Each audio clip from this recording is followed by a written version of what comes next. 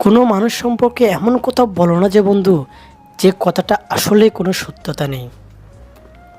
যেমন তোমরা জানো যে তোমরা যদি এখন অনলাইনে সার্চ করে দেখো অথবা ইউটিউবে তোমরা যদি খুঁজে দেখো, তাহলে দেখবা তোমরা যদি আইমান সাদিকের লাইফস্টাইল দেখো, তো সেখানে তোমরা অনেক রকম ভিডিও পাবা। দেখবা তুমি সে আইমান সাদিক ভাইয়া অনেক একটা লাক্সারি, অনেক মানে কি তার অনেক টাকা পয়সা, অনেক ভালোভাবে সে তাকে।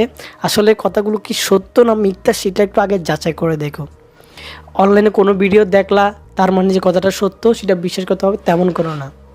দেখো এটা এমন একটা প্ল্যাটফর্ম যেটা ফ্রি, মানে বলো তুমি যখন ইচ্ছা যার যেটা ইচ্ছা তার সেটাই আপলোড দিচ্ছে। তো এখানে তো কোনো বাঁধা নেই, তো সবাই যেমন মনে তেমন করছে। সব তথ্য সত্য না, কিন্তু এমন না যে সব তথ্য আবার মিথ্যা। কিছু তথ্য আছে সত্য, তোমাকে নিজেকে যাচাই করে বুঝতে হবে কোন তথ্যটা সত্য কোন তথ্যটা মিথ্যা। কারণ দেখো একটা মানুষ যখন একটা পর্যায়ে আসে না, তো তাকে নিয়ে অনেক কিছু সৃষ্টি হয়। মনে করো তুমি একটা পর্যায়ে গেছো, তোমাকে নিয়ে কেউ ভালো কথা বলবে, কেউ খারাপ কথা বলবে, কেউ তোমাকে নিয়ে অতিরিক্ত ভালো বলে দিবে, আবার কেউ তোমাকে নিয়ে অতিরিক্ত খারাপও বলবে। তো এগুলোকে দেখো তোমার মেনে নিতে হবে, কিছু করার নাই। আসলে এই অনলাইন প্ল্যাটফর্মটা এরকমই।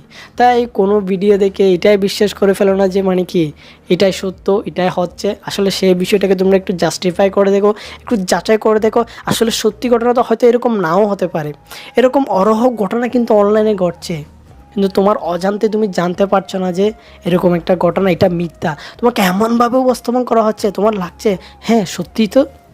আসলে কথাগুলো কি মিথ্যা না সত্য সেটা আগে যাচাই করে দেখো। তো বন্ধুরা, আজকের ভিডিওতে তোমাদের এই মেসেজটা দিতে চাইছিলাম। তো আশা করি ভিডিওটা তোমাদের বুঝতে পেরেছো আমি কী বলার চেষ্টা করেছি। ভালো লাগলে একটা লাইক করে দাও এবং কমেন্ট করে জানো তুমি কীরকম, তুমি কি যে কোনো কিছু দেখে বিশ্বাস করে ফেলো। তো দেখা হবে অন্য কোনো ভিডিওতে, আজকের মতো বিদায়।